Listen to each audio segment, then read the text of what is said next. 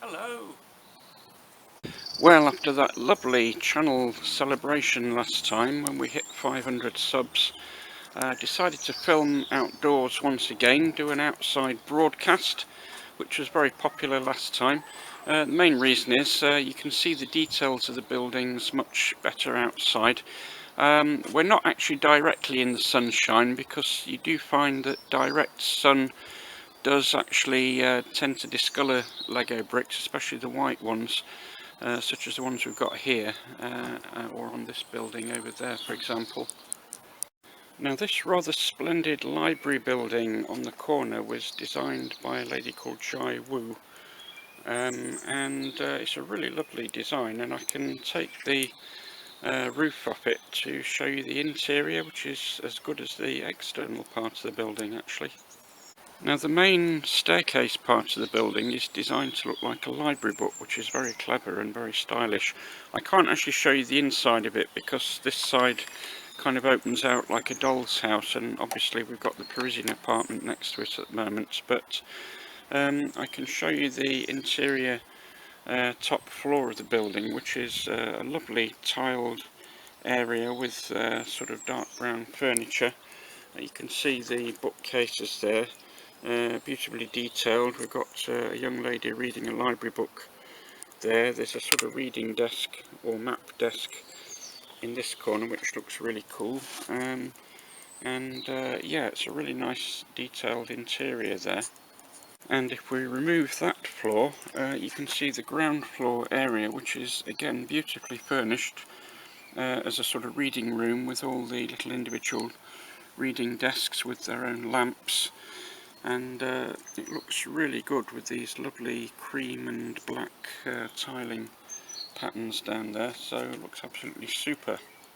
So when you put it back together, the exterior of the building looks absolutely super.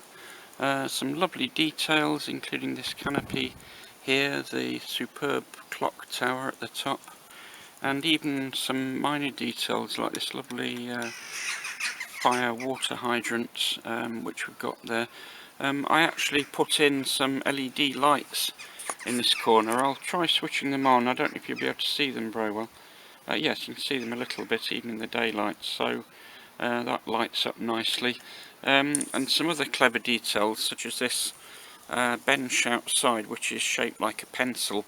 I put Johnny Depp the pirate sitting in there at the moment, but yeah, the detailing is really lovely, and we've got these little chain link fencing here, which looks great. Next door, I've used the French word librairie, meaning a bookshop, as it's actually a French Parisian building, and we've got a little chap there maybe wheeling some books into the shop. Next door to that, of course, is the Amsterdam building there. Now, I've got some of my Enid Blyton books and of course the Ladybird books, which are very useful and often give inspiration to some of the Lego models. I'll give you some examples.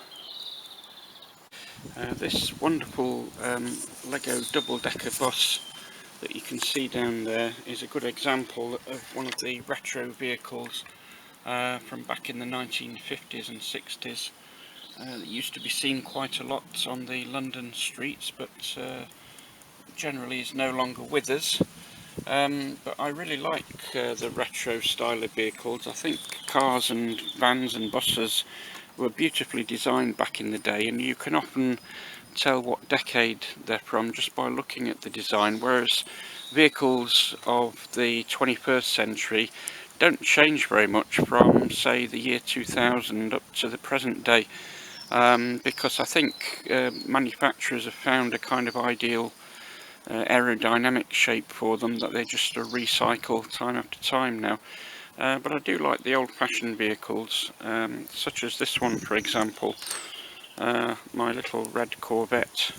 That's a lovely Art Deco bit of styling there, especially I like that sort of front engine compartment there with the sort of disc shape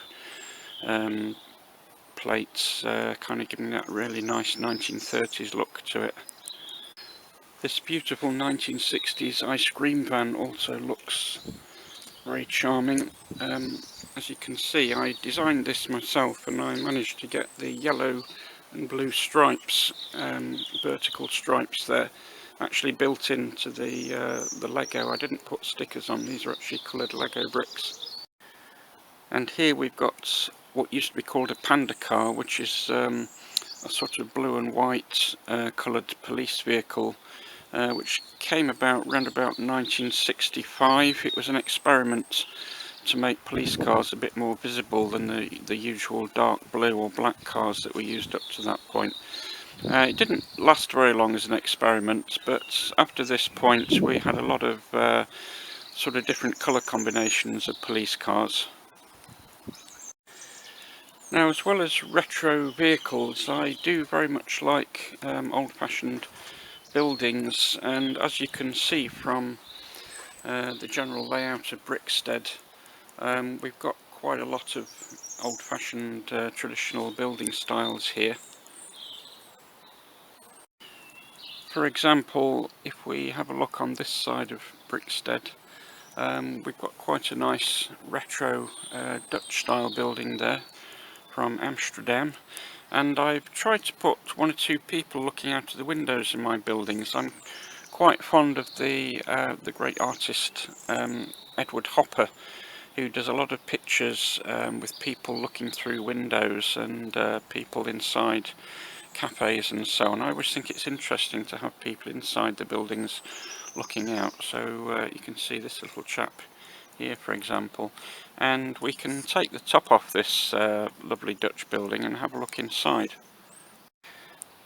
I recall downloading the instructions, I think from Rebrickable, for this particular building, and as you can see at the top, it's got a nice sort of double bedroom here with a bookcase at the top and some nice little cabinets either side.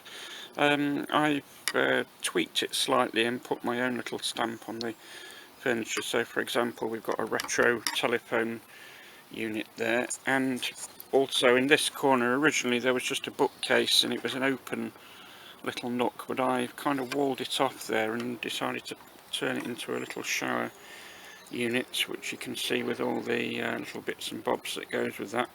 And then if we look down the stairwell, obviously that's the staircase to get up to this story. And if we go down to the next floor, this is the living area. It's sort of one floor above street level, and again I've tweaked it a little bit. I've put my own kitchen unit in there because I think if you lived in the middle of Amsterdam you'd certainly need cooking facilities. So we've got a little cooker with a frying pan on top, a sink unit, and a nice dark blue sort of kitchen unit with the squeezy bottle of kind of liquid, washing up liquid there, and there's obviously a television on the side there and a nice little red sofa to sit down.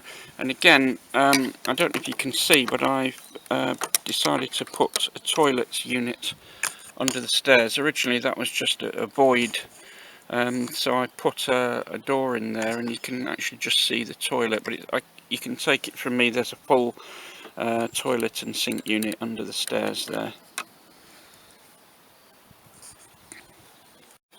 And right at street level there's actually a carpenter's workshop underneath there. Now we can also look inside the Parisian apartment, which is next door to the Dutch building, starting with this sloped roof here. Again, I've added some interior design to this one. The roof space was originally just empty, but I've put a fully functioning toilet and bathroom area up there because you would obviously need that if you're living in the middle of a town. It's got a nice shower unit there and a fully flushing toilet and sink unit in there, and then you can just see the stairs going downwards, and the stairs lead down into this stylish bedroom area, which in turn gives way to a lovely stylish living room with a red sofa set, red telephone, and a nice little fireplace in the corner there. And this time at street level we have basically a paperback bookshop with some shelves here with books, a nice cash register, and some more bookshelves there. And again, I've added a toilet unit because I think in a bookshop certainly the owner would need to use the toilet, if not the customers. And we can open the toilet door, but also the roof of the toilet is removable, so you can see all the details in there, the toilet unit, sink unit, and obviously toilet roll holder there. Well, there's a bit of a north wind blowing up now, so I think that's all for today, folks. Don't forget to press the like and subscribe buttons, smack that bell, live long and prosper, and I'll see you all next time.